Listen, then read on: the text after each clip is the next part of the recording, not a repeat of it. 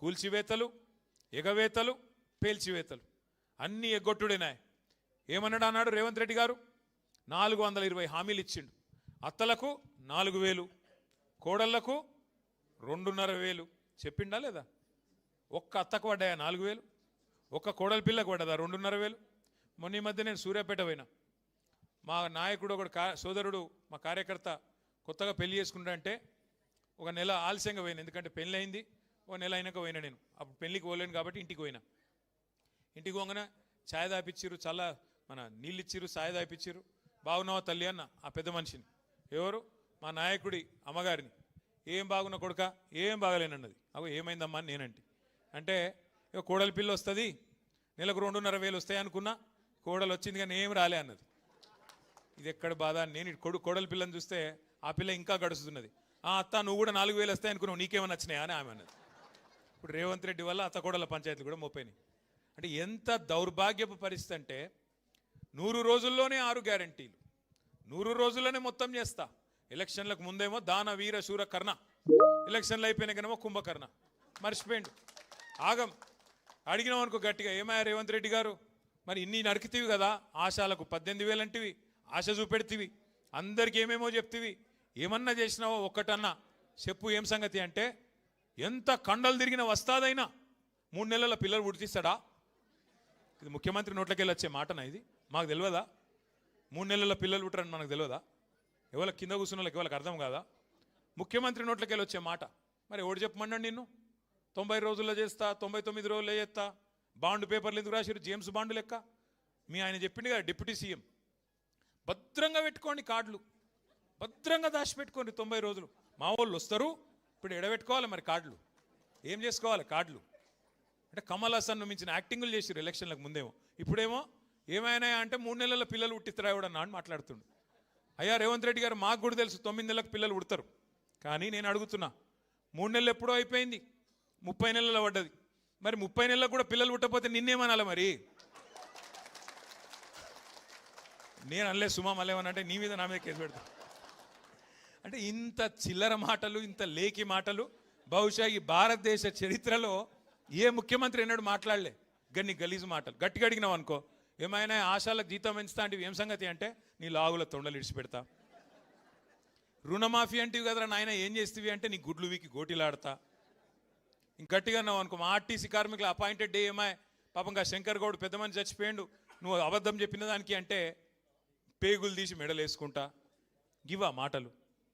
ఇంకా ఎంత దిగజారి మాటలంటే, ఇప్పుడు నేను అడుగుతా ఒకటి, కష్టపడి పనిచేసే వాళ్ళందరికీ ఒకటి తెలుసు. ఏమిటిది? లోపల మనం వేసుకున్న బనీనికి పొక్క ఉన్నా మీదికెళ్ళి అంగి మాత్రం కడకేసుకొని ఉండాలి. ఎందుకు? బయటికి పోతే పతారి ఉండాలి కదా. బయటికి పోతే ఎవడన్నా మార్కెట్లో మళ్ళీ మనకు గిరాకు ఉండాలి, పతారి ఉండాలి, ఎవడన్నా అప్పించడం ఉంటే అప్పియాలి. కాబట్టి లోపలేమున్నా బయటికి మాత్రం మంచి కడకంగి వేసుకొని పోతాం. ఎందుకంటే కుటుంబాన్ని నడిపేట వ్యవహారం అట్లుంటుంది. బయటికి మంచిగా కనబడితేనే, గట్టిగా కనబడితేనే, దట్టంగా కనబడితేనే ఎవడన్నా విలువ ఇస్తాడు, లేకపోతే ఇయ్యాడు.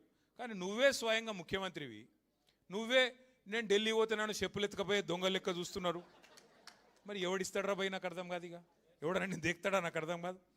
ఎయిడ్స్ పేషెంటు, క్యాన్సర్ పేషెంటు, రాష్ట్రం దివాలా తీసింది. అరే దివాలా తీసినా నువ్వే తండ్రి పాత్రలో ఉన్నావు, అది ఏమున్నా నువ్వే చూడాలి కదా. నువ్వే అట్లా మాట్లాడితే ఎట్లా? ఇక్కడ లంకె బిందెలు లేవు. ఇట్లాంటి మాటలు మాట్లాడే ముఖ్యమంత్రిని నేనైతే చూడలే. నేను చాలామందిని చూసిన.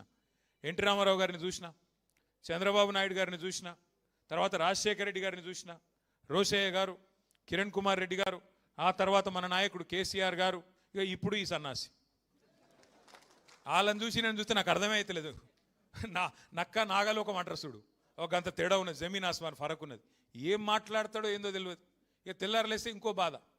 ఆయనకి ఆడ మైకు దొరికినా ఒకటే ఎరక, బూతులు తిడతాడు. కేసీఆర్ గారి మీద మాత్రం ఎక్కడ లేని శాపాలు పెడతాడు. ఎవడన్నా నాకు తెలియక అడుగుతా, నువ్వు కొట్టుకొని తనలాడి ముఖ్యమంత్రి అయినావు, మంచిగా సుఖంగా ఉండరాదు? 5 ఏళ్ళు మళ్ళీ గెలిచేది లేదు, పీకేది లేదు. నీకు కూడా తెలుసు, మాకు కూడా తెలుసు. అదేదో ఉన్నప్పుడు మంచిగా సుఖంగా ఉండి 4 పనులు చేసి పో. కానీ తెల్లారు లేస్తే దరిద్రపు మాటలు. ఎవరన్నా ఇంకో నాయకుడు చచ్చిపోవాలని కోరుకుంటారా తల్లి? అసలు ఏం మాటలు అవి, ఏం మనిషి? అందుకే ఈయన మీద ఇవాళ ఈ రాష్ట్రంలో కార్మిక లోకానికే కాదు అందరికీ కూడా ఇవాళ విశ్వాసం పోయింది. కార్మికులకు నిజంగా కూడా కాంగ్రెస్ పార్టీకి కార్మికులు అంటే లెక్క లేదు. మీరు చూడండి సిగాచి కంపెనీలో ఏం చెప్పారు, ఇవాళ ఏం చేస్తున్నారు చూడండి. ఆటో అన్నలకు ఏం చెప్పినారు, వేజ్ బోర్డు పెడతాం, వెల్ఫేర్ బోర్డు పెడతాం, నెలకు 1000 రూపాయలు ఇస్తాం, ఆటో సంక్షేమ బోర్డు పెడతామన్నారు. కానీ మీకు ఒక చిన్న ముచ్చట చెప్తాను.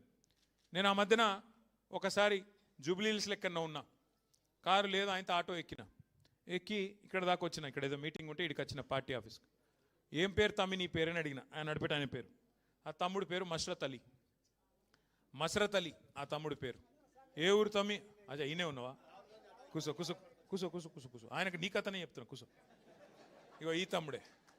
అయితే ఏ ఊరు తమ్మి ఏం సంగతి అంటే, అన్న నాది సంగారెడ్డి జిల్లా, నేను ఇక్కడనే వచ్చి సెటిల్ అయినా అన్నాడు. సరే సంతోషం. మరి ఏం సంగతి ఎట్లా నడుస్తుంది దాంట్లో? ఏమున్నదన్నా? ఏం లేదు, అంత ఆగమైపోయింది. ఇదివరకు నేను రోజుకు 2000 సంపాదించుకొని ఇప్పుడు కనీసం 500-600 లేదు, ఆటో కిరాయి వెళ్తలేదు, ఏం లేదు. అచ్చా అట్లనా అంటే ఇక హైలైట్ ముచ్చట చెప్తా. ఇక తమ్ముడు ఏం చెప్పిండంటే, ఇదే తమ్ముని ఆటో ఈయనదే రాహుల్ గాంధీ గారు ఎక్కిండు ఎలక్షన్ ముందు. ఏది ఈయనకు 2 ఆటోలు ఉండే ఎలక్షన్ల ముందు, కాంగ్రెస్ గవర్నమెంట్ రాకముందు. ఇప్పుడు ఏం దొరికేనా, 2 ఆటోలు అమ్ముకున్నాడు, ఇప్పుడు కిరాయి ఆటో నడుపుకుంటున్నాడు. కొన్ని లెగ్గులు అట్లుంటాయి. నీ లెగ్గుని ఆటోలో పెట్టిండు, ఆటో కూడా నాశనం అయింది. ఇక అట్లా ఈ కాంగ్రెస్ లెగ్గు పెట్టింది, రాష్ట్రమే నాశనం చేసి ఆఖరికి మా మస్రత్ అలీ ఆటోలు కూడా ఆగం చేశారు. ఈ పరిస్థితి ఇవాళ ఆటో వర్కర్లు, ఆటో తమ్ముళ్ళు 6.5-7 లక్షల మంది ఉంటారు రాష్ట్రంలో, వాళ్ళందరూ బతుకుని ఆగం చేశారు. ఇంకోటి మీదికెళ్ళేంది, మనం ఫ్రీ బస్సునే అద్దంటలేం, నువ్వు పెట్టు ఫ్రీ బస్సు పెట్టు, ఇంకా ఎక్కువ పెట్టు బస్సులు, నేను అద్దంటలేను. కానీ వీళ్ళ పొట్టగొట్టుడు ఏంది నాకు అర్థం కాదు. వాళ్ళకి ఏం మాటలు ఇచ్చినావో నిలబెట్టు, నెలకు 1000 అంటివి, ఇంకేదో చెప్తా అంటివి, ఇంకేదో చెప్తావి, ఆఖరికి వాళ్ళు ఉన్న ప్రమాద బీమా కూడా తీసేస్తావి కదా. కేసీఆర్ గవర్నమెంట్లో ఆటో డ్రైవర్లకు, అసంఘటిత రంగంలో ఉండే డ్రైవర్లు దగ్గర 18 లక్షల మందికి ఎవరన్నా చచ్చిపోతే వాళ్ళ కుటుంబం రోడ్డు మీద పడద్దని 5 లక్షల బీమా పెట్టిండు కేసీఆర్ సార్. ఇలా దాన్ని కూడా తీసి పారేసిండు. గదేమన్నది నిన్ను అంటే, ఇక కేసీఆర్ ఏం పెట్టినా తీసేయాలి గంతే, ఏం కట్టినా గొలగొట్టాలి, ఏం పెట్టినా తీసేయాలి. ఒక్కసారి మీరు ఆలోచన చేయండి. కేసీఆర్ గారు ఆ రోజు భవన నిర్మాణ కార్మికుల సంక్షేమ బోర్డు, లేబర్ వెల్ఫేర్ బోర్డు, 27 లక్షల మంది కార్మికుల కోసం సంక్షేమ కార్యక్రమాలు చేసిండు కేసీఆర్ గారు. ప్రమాద బీమా, వైద్యం, వివాహ కానుక, ప్రసూతి కానుకలు. కేసీఆర్ కిట్ యాదుకుందా అమ్మ? కేసీఆర్ కిట్ అంటే ఏమిటిది? అదేమన్నా కేసీఆర్ ఇంట్లో ఇచ్చుకునేటిదా? ఎవరన్నా ఆడపిల్ల పెళ్లి చేసుకుంటే 1,00,000 రూపాయలు మేనమామ లెక్క కళ్యాణ లక్ష్మి కింద ఇచ్చిండు.